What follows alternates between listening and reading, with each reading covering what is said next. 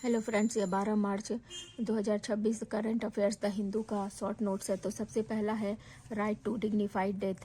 मतलब आर्टिकल 21 में क्या बोला गया है। आर्टिकल 21 में राइट टू लाइफ का बारे में बात किया गया है, लेकिन इसमें क्या हुआ है कि एक 32 साल का एक राजस्थान या हरियाणा का है शायद, कि 32 साल का एक लड़का है, वो एक मतलब बिल्डिंग से नीचे गिर गया था। उसके बाद उसका दिमागी हालत खराब हो गया और वो 12 से 13 साल तक क्या रहा है, कोमा में चला गया।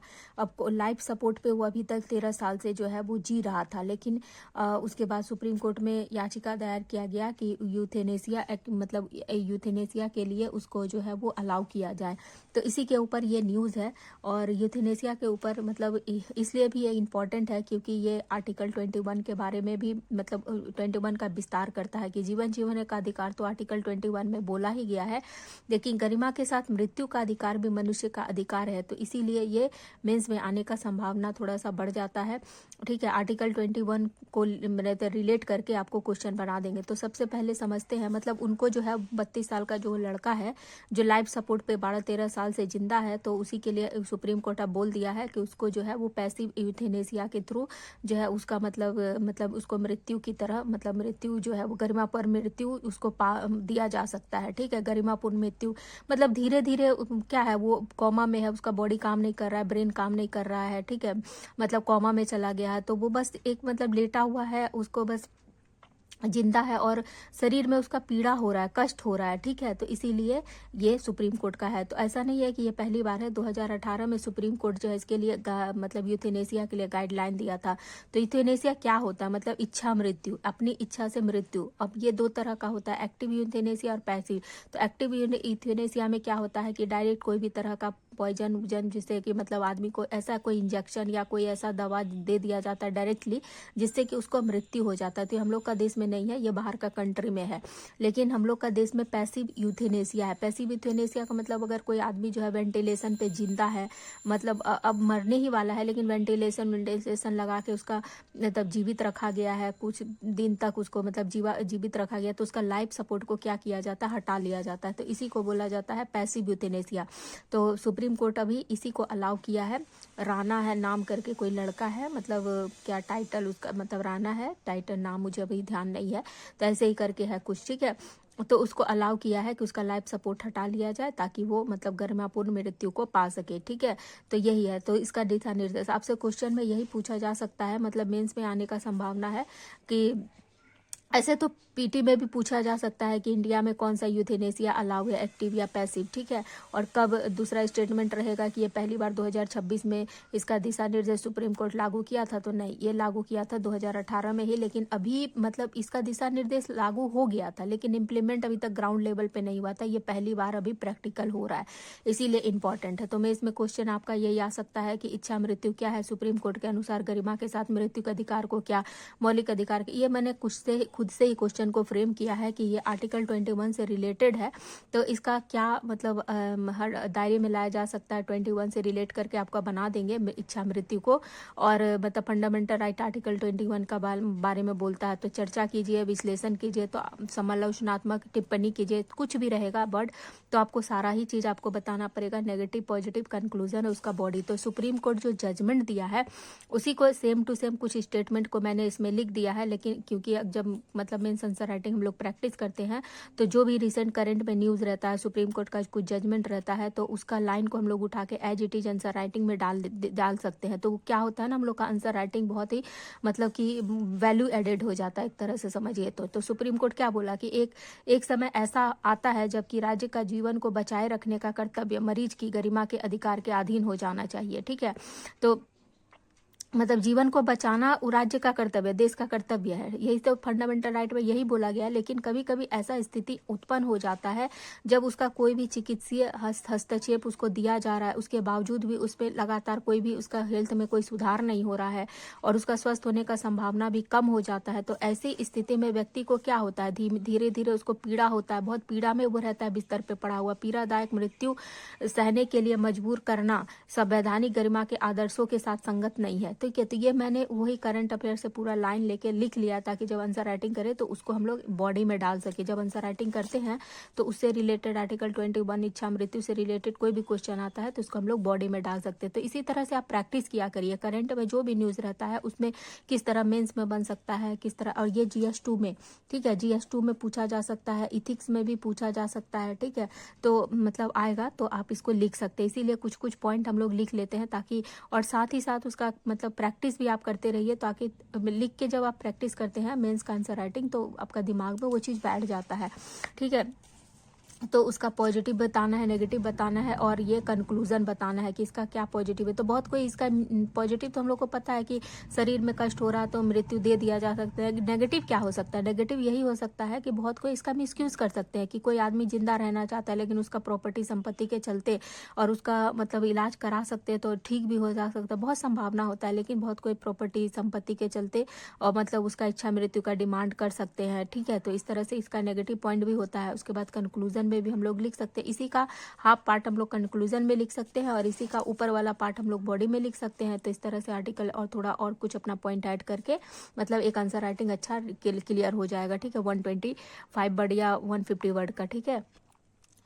नेक्स्ट है न्यू एम्प्लॉय पेंशन स्कीम 2026 को गवर्नमेंट क्या किया है, मंजूरी दे दिया है, ठीक है। तो ये मतलब कि ईपीएफओ में क्या होता है कि सेंट्रल बोर्ड ऑफ ट्रस्टी में कौन कौन शामिल होता है, तो गवर्नमेंट का रिप्रेजेंटेटिव होते हैं, उसके बाद एम्प्लॉय का रिप्रेजेंटेटिव होते हैं, एम्प्लॉयर का रिप्रेजेंटेटिव होते हैं। तो आपसे क्वेश्चन में यही पीटी में पूछा जा सकता है कि ईपीएफओ में किसके किसके प्रतिनिधि शामिल होते हैं, ठीक है। तो मतलब याद रखिएगा, गवर्नमेंट होता है, नियोक्ता का एम्प्लॉय होता है, कर्मचारी का जो प्रतिनिधि है वो लोग भी शामिल होते हैं। अब ये नया जो है ईपीएफ क्यों मतलब नया जो है एम्प्लॉय पेंशन स्कीम को क्यों लाया गया है, क्योंकि सामाजिक सुरक्षा संहिता जो है वो लागू हुआ था पिछले साल, इसीलिए ये लाया गया है। तो अब दोनों में क्या डिफरेंस है 1995 का और अभी जो 2006 में, कि इसका एक धारा था 1995 का, ठीक है, पैराग्राफ 11 सब क्लॉज 4, उसमें क्या बोला गया था कि जैसे किसी का पेंशन जो है मतलब सैलरी अगर 15,000 है तो उसका 10% अगर कट रहा है तो 1,500 कटेगा,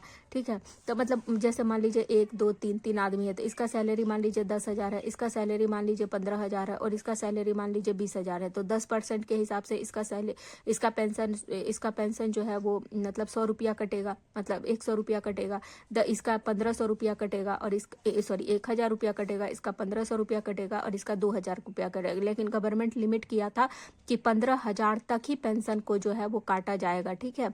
और अगर मतलब 15,000 तक का ही लिमिट को, सैलरी का लिमिट को किया गया था। अगर किसी का सैलरी 20,000 भी है तो भी उसका जो पेंशन है वो 15,000 के हिसाब से ही कटेगा।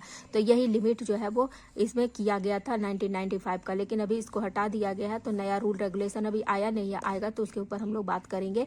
और उसमें क्या बोला गया था कि जो मतलब इसमें एक्सेप्शन एक और भी था कि इससे ज़्यादा अगर करना भी है तो मतलब नियोक्ता और कर्मचारी दोनों आपस में मिलकर बातचीत कर ले, उसके बाद तय करे, यही ऑप्शन था। और 1 साल के अंदर ही वो गवर्नमेंट ये जो बोला था उसका 1 साल के अंदर ही मतलब नियोक्ता है, मतलब एम्प्लॉई है और एम्प्लॉयर है, दोनों मिलकर जब बातचीत करेगा तो 1 साल के अंदर ही डिसाइड करे कि कितना % वो पेंशन का मतलब होना चाहिए। 15,000 तक तो लिमिट था ही, लेकिन अगर बढ़ाना है तो कितना होना चाहिए, ये 1 साल का लिमिट था। तो इतना हम लोग को ध्यान नहीं रखना है, ठीक है। बस जब हम लोग पैरा मतलब ये किससे रिलेटेड है, पीटी में आपसे ये क्वेश्चन पूछा जाएगा किससे रिलेटेड है, तो एम्प्लॉय पेंशन स्कीम से रिलेटेड है। पैराग्राफ क्या बोला था तो ये याद थोड़ा रख सकते हैं कि 15,000 तक का ही मतलब लिमिट था।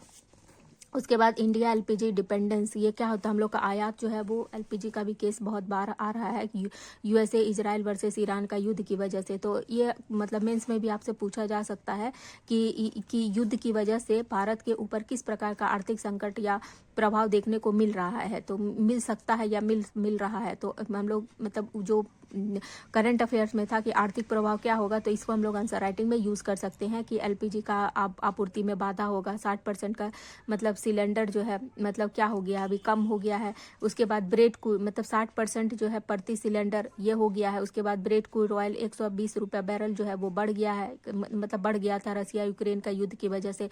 तो अलग अलग युद्ध की वजह से हम लोग का देश पे भी क्या प्रभाव पड़ता है वही है। तो ये हम लोग का मतलब आंसर उसके बाद गवर्नमेंट का क्या क्या प्रयास है, मतलब ये जो मतलब ये वाला जो न्यूज़ है ये मेन से रिलेटेड है, और मैं इसके लिए इसको ऐसे लिख दी हूँ ताकि अगर आप लोग आंसर राइटिंग करते होंगे तो ये सब पॉइंट आप वहाँ पे उठा सकते हैं। ठीक है, हम लोगों का आंसर राइटिंग में बहुत हेल्प हो जाएगा। तो एलपीजी का उत्पादन, गवर्नमेंट क्या प्रयास किया है कि एलपीजी का उत्पादन बढ़ाने के लिए बोला है, और ये सब कंपनी ही को ही एलपीजी का उत्पादन करना, ICLO, HPCLO, BPCLO, ताकि मतलब करप्शन उरप्शन नहीं हो। जैसे मतलब कोई अदर कंपनी ऐसा नहीं है कि मार्केट में जो है वो बना के बेचने लग जाएगी। ठीक है, उसके बाद घरेलू उपभोक्ता को आपूर्ति सबसे पहले प्राथमिकता दिया। गवर्नमेंट बोला है कि ये सब जो कंपनी जो एलपीजी का उत्पादन करेगी तो सबसे ज़्यादा पहले सप्लाई जो है वो घरेलू में, डोमेस्टिक जो कंज्यूमर है उनको पहले सप्लाई किया जाएगा, उसके बाद अगर एक्स्ट्रा बचेगा तो दूसरों को तो प्राथमिकता दिया गया है। उसके बाद 100% हम लोगों का मतलब 100% में एलपीजी का हम लोग का जो है 40% भारत पर उत्पादन होता है और 60% हम लोग का आयात किया जाता है। ठीक है, 2015 से लेकर 2025 के बीच में हम लोगों का जो एलपीजी का कनेक्शन है वो 120% का बढ़ गया है। तो इस तरह से मतलब थोड़ा एक तरह ग्राफ बना के आप आंसर राइटिंग आने पे आप लिख सकते हैं। उसके बाद सप्लाई मेंटेनेंस, मतलब क्या हुआ था कि ये जो रूल हम लोग का कल ही न्यूज़ में था ना, ये वाला लोन 1955 के तहत क्या हुआ है, फिर 25% का उत्पादन अभी बढ़ गया है। उसके बाद ये इंपॉर्टेंट है, इस पर आप 3 स्टार लगा सकते हैं कि जीडीपी का जो नया मतलब इंडिकेटर यूज हुआ है उसकी वजह से क्या प्रभाव पड़ा है। तो मतलब क्या हुआ है, जैसे कि जीडीपी का क्या क्या प्रभाव हो सकता है उसके ऊपर ये बात किया गया है। तो इंडिकेटर किसका किसका चेंज हुआ है, ठीक है, बेस ईयर से कंज्यूमर प्राइस इंडेक्स जीडीपी का चेंज हुआ है, आईपी का चेंज हुआ है।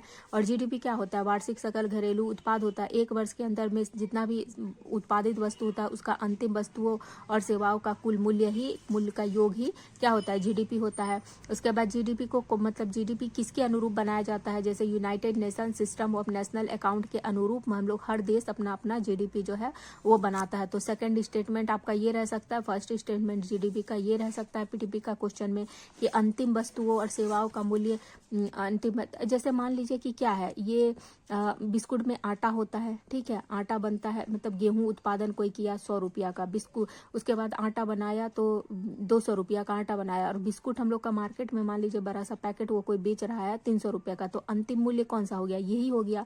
अब ये सबको तो हम लोग नहीं जोड़ेंगे, ये लास्ट वाला ही मूल्य जोड़ा जाएगा। तो ये स्टेटमेंट भी आपको दे सकता है कि जीडीपी में जोड़ा जाता है, तो यही हो गया अंतिम मूल्य। उसके बाद बेस ईयर क्या था 2022, अभी बेस ईयर चेंज हुआ है, अभी का बेस ईयर 2022-23 हुआ है, पहले क्या था 11-12 था। उसके बाद नई श्रृंखला में जीडीपी का आकार जो है 3.4% कम हो गया, मतलब +1 -1 का ही अंतर पड़ा है। तो ऐसा क्यों हुआ है आकार में, कारण क्या हुआ है कि बेस ईयर जो है पहले बढ़ा हुआ नंबर था, ठीक है, बेस ईयर में बहुत अलग अलग नंबर बड़ा बड़ा नंबर लिया गया था, बढ़ा हुआ नंबर, इसको करेक्शन किया गया है, इसीलिए ये डिफरेंस आया है। और एग्रीकल्चर में हम लोग का थोड़ा सा बढ़ा है, मैन्युफैक्चर सेक्टर भी थोड़ा हम लोग का बढ़ा है, लेकिन सर्विस जो है वो हम लोग का थोड़ा कम हुआ है। ठीक है, उसके बाद नेक्स्ट है ईरान, मतलब ईरान जो है वो अटैक कर दिया है। कहाँ पे अटैक किया है कि थाईलैंड से एक तो जहाज आ रहा था, ठीक है, भारत की तरफ आ रहा था, थाईलैंड से एक तो जहाज भारत की तरफ आ रहा था, तो ईरान को लगा कि उसकी तरफ जाएगा, इसीलिए कांडला जो भारत का कांडला बंदरगाह था वहाँ पर एक कार्गो देखा गया मयूरी नारी करके, जो थाईलैंड का कार्गो था, ठीक है, तो उसके ऊपर जो क्या क्या किया गया है, ईरान जो है वो अटैक कर दिया है। ठीक है, उसके बाद आपसे क्वेश्चन में अगर पूछेंगे बहुत ज़्यादा तो मयूरी नारी क्या है, मतलब पूछने का संभावना तो कम ही है, लेकिन जो वनडे एग्जाम देते हैं उनका पूछा जा सकता है। ठीक है, उसके बाद रिमूवल ऑफ लोकसभा स्पीकर, ये बहुत ज़्यादा न्यूज़ में था, तो ये भी इंपॉर्टेंट है। आप एक बार क्या करिए ना कि एक A4 साइज का पेपर लेकर उसमें, जैसे ये बार बार न्यूज़ में रहता है, तो इसका पूरा डिटेलिंग स्टैटिक पार्ट अगर आप लिख लेते हैं तो एक बार आपका ये पूरा कंप्लीट हो जाएगा। उसमें कुछ भी नया आता है तो बस नीचे का एक पॉइंट में आप लिख दीजिएगा, तो रिमूवल ऑफ लोकसभा आपका पीटी के लिए पूरा एक तरह से तैयार हो जाएगा। देखिए, रिमूवल ऑफ लोकसभा में क्या होता है, मतलब कंडीशन क्या क्या है कि लोकसभा का सदस्य होना चाहिए, ठीक है, उपसभापति को इस्तीफा दे दे, ठीक है, लोकसभा का सदस्य नहीं रहे तो वो क्या होता है, स्पीकर हट जाता है। उसके बाद उपसभापति को इस्तीफा दे देता है, रिजाइन दे देता है, तो भी वो हट जाता है। लोकसभा का सदस्य मतलब क्या कहते हैं, बहुमत प्रभावी से हटाने के लिए बहुमत लाते हैं, तभी भी वो मतलब वो हट जाते हैं। ठीक है, तो किस कंडीशन में उनको जो है हटाया जा सकता है। उसके बाद सूचना जो है हटाने का सबसे पहले 14 दिन पहले अग्रिम नोटिस देना पड़ता है है लोकसभा स्पीकर को अगर हटाना है तो 50 मेंबर का समर्थन होना चाहिए, समर्थन या सहमति होना चाहिए। उसके बाद प्रस्ताव जो है वो सदन में लाया जाता है। सदन में लाने के बाद मतदान होता है। मतदान कौन सा होता है? इफेक्टिव बहुमत, प्रभावी बहुमत। अब प्रभावी बहुमत क्या होता है? सदन की कुल सदस्यता का बहुमत, मतलब रिक्त, मान लीजिए कि 100 आदमी का पूरा उसमें कैपेबिलिटी है, लेकिन 100 आदमी तो सब सदन में मौजूद नहीं होता है। मान लीजिए 90 आदमी ये मौजूद हुआ, ठीक है, 90 आदमी, 10 आदमी मर गया, मतलब 10 आदमी प्रेजेंट नहीं है, इसमें से 2 आदमी मर गया, 100 आदमी का सीट है, तो सब सीट पे तो आदमी होता नहीं है, कुछ रिक्त सीट, तो रिक्त सीट को इसमें शामिल नहीं किया जाता। तो वही क्वेश्चन में आपको फंसाएगा कि रिक्त सीट भी शामिल होता है, तो रिक्त सीट शामिल नहीं होता है। 100 आदमी में से मान लीजिए कि मतलब कि 10 आदमी वैकेंट है, तो 50, तो इसका कितना हो गया, मतलब कि 100 मतलब कितना आदमी बच गया? 100 में से 90 आदमी, तो 90 आदमी का हाफ कितना हो गया? 45 का बहुमत, मतलब एक और, तो 46% का 46 आदमी जो है वो अगर बहुमत से अपना मतलब मत दे देता है तो उनको हटाया जा सकता है, ठीक है। तो यही इसका वोटिंग का प्रोसेस है। तो ये इसको एक बार आप अच्छे से रेडी कर लीजिएगा, ठीक है, क्योंकि ये बार बार न्यूज़ में रहता है। तो आपका पीटी के लिए तैयार हो जाएगा। इसमें से रिलेटेड कभी भी कोई भी क्वेश्चन आएगा तो आप बोल सकते हैं, ठीक है, मतलब आंसर कर सकते हैं। बैठक में उसके बाद लोकसभा का स्पीकर को अगर उसका प्रति जो रिमूवल प्रस्ताव लाया जाता है तो जाके बैठ सकते हैं। जैसे ओम बिरला जो है वो जाके संसद में बैठ सकते हैं, बैठने से कोई, लेकिन वो अध्यक्षता नहीं कर सकते हैं, ठीक है, सदन का अध्यक्षता नहीं कर सकते, मतलब पीठासीन अधिकारी की तरह एक्ट नहीं करेंगे, वो अध्यक्षता नहीं करेंगे, लेकिन वहाँ पे जाके बैठ सकते हैं, ठीक है। उसके बाद उसके बाद क्या है कि कर्नाटक में एक मतलब ये पहले भी न्यूज़ में आया था कि गदग जिले का लकुंडी गांव में क्या क्या सोना, बहुत सारा सोना मिला है, ठीक है। तो वो सोना बोला जा रहा है कि 500 से 600 साल पुराना सोना है और विजयनगर साम्राज्य से ये रिलेटेड है। तो आपसे पूछा जा सकता है कि लकुंडी गाँव कहाँ पे है, ठीक है। उसके बाद है कि सेना का जो जनरल प्रमुख थे उपेंद्र द्विवेदी ने कहा है कि भारतीय सेना जो प्रतिक्रियात्मक रणनीति से सक्रिय प्रतिरोध की तरफ, मतलब रिएक्शनरी पॉलिसी से प्रोएक्टिव डिटरेंस की तरफ बढ़ रही है। तो इसको भी हम लोग मेंस में मतलब कहीं पर भी कोई भी क्वेश्चन आने पे कोट कर सकते हैं, ठीक है। तो यही सब है आज का न्यूज़। फिर मिलते हैं नेक्स्ट वीडियो में।